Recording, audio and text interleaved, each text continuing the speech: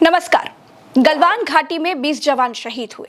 उसके बदले में हमने टिकटॉक समेत चीन के 200 ऐप बैन कर दिए थे। पाकिस्तानी आतंकियों ने पहलगाम घूमने गए हमारे 27 भारतीय नागरिकों को मौत के घाट उतार दिया। उसके बदले में हमने पाकिस्तानी सरकारी एक्स अकाउंट इंडिया में बैन कर दिया और 16 यूट्यूब चैनल बैन कर दिए। अब लाल आंख वाले साहिब जी को अपना नाम नरेंद्र की जगह बैनेंद्र कर लेना चाहिए। दोस्तों, इनसे अच्छी तो इंदिरा गांधी थी, औरत थी, 56 इंच का सीना नहीं था, खुद को शेर चीता भालू नहीं कहलवाती थी, लेकिन पाकिस्तान से बांग्लादेश छीनकर नया देश बना दिया था।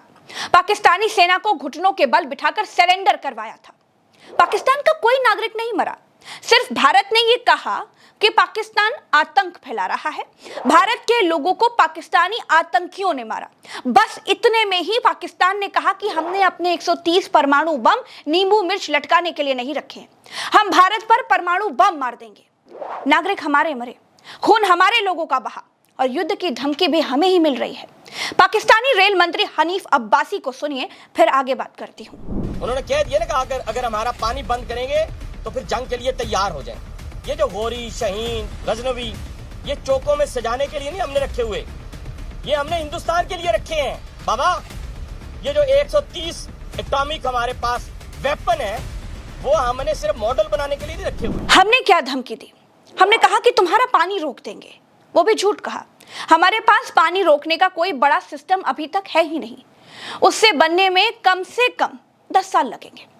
जो शाहिद अफरीदी यह कह रहा है कि भारत की सरकार ने खुद अपने ही नागरिक मार लिए और इल्जाम पाकिस्तान के ऊपर डाल दिया, उसके साथ भारत सरकार के गृह मंत्री का लड़का क्रिकेट देखता है, भारत सरकार के पूर्व सूचना प्रसारण मंत्री क्रिकेट देखते हैं और ये लोग दूसरों को देशभक्ति का सर्टिफिकेट बांटते घूम रहे हैं। मेरे ख्याल में हर चीज़ आप 1 घंटे तक दहशतगर्द वहाँ दहशतगर्दी करते रहे, ठीक है। वहाँ तक 8 लाख फौज में से कोई नहीं आया और जब आए तो 10 मिनट के ऊपर पाकिस्तान पे इल्ज़ाम लगा दिया। तो आई मीन कि खुद ही ब्लंडर्स मारते रहते हैं, खुद ही लोगों को मरवा देते हैं, फिर उनकी वीडियोस दिखाते हैं कि नहीं वो तो जिंदा है। दोस्तों, चीन ने पाकिस्तान को समर्थन दे दिया है। चीन का कहना है कि पाकिस्तान उसका सबसे अच्छा मित्र है, इसीलिए युद्ध के समय वो पाकिस्तान की रक्षा करेगा। कहने का मतलब यह है दोस्तों कि अगर भारत ने पाकिस्तान पर हमला किया तो चीन चुप नहीं बैठेगा। अब सवाल यह है कि पिछले 11 सालों में हम अपना एक भी पड़ोसी ऐसा क्यों नहीं तैयार कर पाए जो ये कहे कि पाकिस्तान पर चढ़ाई करो, हम तुम्हारे साथ हैं।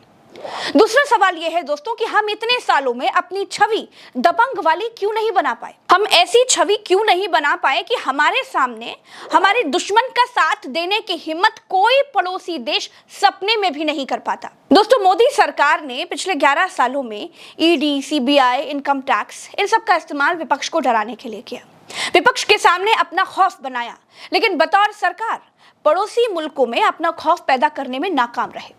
और यही वजह है कि आज भारत पाकिस्तान युद्ध की स्थिति में चीन पाकिस्तान की मदद करने के लिए खुली पेशकश कर रहा है।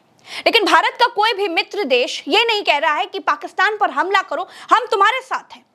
भारत के मित्र देश आतंकवाद की निंदा कर रहे हैं, लेकिन आतंकवादी देश पर चढ़ाई करने के लिए अपनी तरफ से कोई समर्थन नहीं कर रहे हैं। इससे यह साबित होता है कि पाकिस्तान भले ही भूखा मर रहा हो, भले ही चीन की नजर पाकिस्तान के संसाधनों पर है, इसीलिए उसका सपोर्ट कर रहा हो, लेकिन खुलेआम भारत के खिलाफ चीन पाकिस्तान का सपोर्ट कर रहा है। चीनी विदेश मंत्री वान ने पाकिस्तान का सपोर्ट करने की बात कही है। मैं गोदी मीडिया की तरह आपको हवा में कुछ नहीं बताती दोस्तों। जैसे गोदी मीडिया ने बिना सिर पैर की बात फैलाई कि भारत ने सिंधु का पानी बंद कर दिया, अब पाकिस्तान प्यासा मर जाएगा। झूठ है ये। भारत की सरकार ने कोई पानी बंद नहीं किया है, ना ही बंद कर सकती है अगले 10-20 साल तक। मोदी ने अब तक नहीं कहा कि वो पाकिस्तान को सबक सिखाएंगे। मोदी ने ये कहा कि आतंकवादियों को वो कल्पना से भी बड़ी सजा देंगे, कल्पना से भी बड़ी सजा मिलेगी। 140 करोड़ भारतवासियों की इच्छा यही है। कहीं पाकिस्तान का नाम नहीं लिया। क्यों खुलकर पाकिस्तान से मैन टू मैन बात नहीं करते? बिरयानी खाने खुद पहुंच जाते हैं। आतंकवाद के मुद्दे पर पाकिस्तानी प्रधानमंत्री से बात नहीं कर पा रहे हैं। क्यों सीधा चैलेंज नहीं कर पा रहे हैं? अब फोन का बैलेंस खत्म हो गया है क्या? दरअसल दोस्तों, पिछले 11 सालों में बहुत सी चीजें बदली हैं। अब साहिब को पाकिस्तान पर हमला करने की अनौपचारिक इजाजत अपने उद्योगपति मित्रों से लेनी पड़ेगी। वहां पूछना पड़ेगा कि भैया, अगर आपके शेयर ना गिरे तो मैं जरा पाकिस्तान पर हमला कर लूं। अब देश की भावनाओं से ज्यादा धन्ना सेठों के धंधों को देखना पड़ेगा। इस स्थिति पर देश को पहुंचा दिया गया है। एक मूवी का सीन मैं आपको दिखा रही हूँ, उससे आप और सटीक समझ पाएंगे कि नेताओं ने कैसे कश्मीर को इस्तेमाल किया है। सर एक बात पूछूं? पूछो। सर इतने पढ़े लिखे समझदार लोग हैं चारों तरफ, फिर ये हमेशा के लिए कश्मीर का प्रॉब्लम सॉल्व क्यों नहीं कर लेते? जब किसी प्रॉब्लम से बहुतों को फायदा हो रहा हो तो उसे सॉल्व नहीं करते, उसे बरकरार रखते हैं। कश्मीर एक जगह का नाम नहीं है जय, कश्मीर एक पूरी की पूरी इंडस्ट्री है। बहुत सारी दुकानें चल रही हैं यहाँ पे। गोदी मीडिया और भाजपा मिलकर देश को केवल बेवकूफ बनाते हैं। भाजपा ने पिछले 11 सालों में जो किया वो सब अपने लिए किया, अपनी पार्टी के लिए किया। अगर हमारी विदेश नीति धांसू होती तो हम आज पाकिस्तान को आतंकवाद के मुद्दे पर घुस कर मारते, लेकिन वैसा नहीं हो सकता। भाजपा ने सिर्फ सत्ता में बने रहने के लिए पिछले 11 वर्षों से और उसके पहले से भी केवल हिंदू मुसलमान किया। अब जब लाल आंख पाकिस्तान को दिखाने की बारी आई तो मोदी सर्वदलीय बैठक तक से भाग खड़े हुए।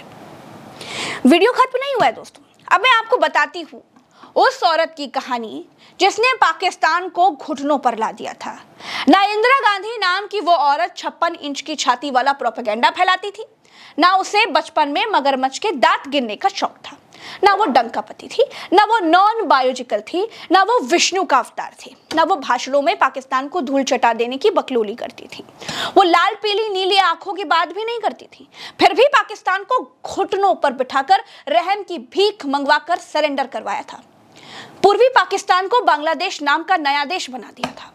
बहुत बातें करने वाले मोदी नया जिला तक नहीं बना पाए, सिर्फ अपने ही देश के जिलों के नाम बदल रहे हैं। दोस्तों मसला ये था कि पूर्वी पाकिस्तान जो आज का बांग्लादेश है, वहां पाकिस्तानी सेना ने बंगाली आबादी पर भारी अत्याचार किए, जिसके कारण लाखों शरणार्थी भारत में आए। इंदिरा गांधी ने इसे मानवीय रणनीतिक संकट के रूप में देखा।